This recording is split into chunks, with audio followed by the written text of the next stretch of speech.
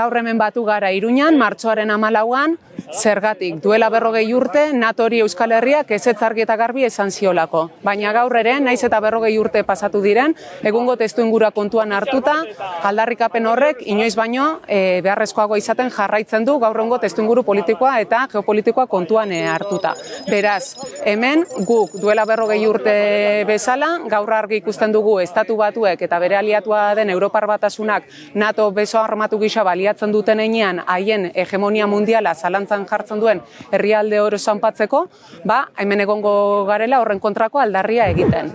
Non ikusten dugu herrialde horien aurkako kolpe horiek, besteak beste, Errusiaren aurka Donbasen bitartez eramaten ari diren gerraren bidez, Txinaren aurkako errepresio konstantean, eta ez hori bakarrik. Titularrak ikusi besterik ez dugu, Palestinaren aurkako genozidioak hor dirauela ikusteko, bai eta azken hilabeteotan, bai Venezuelaren, bai Kubaren eta Iranen aurkako eraso imperialistak hor daudela ikusteko.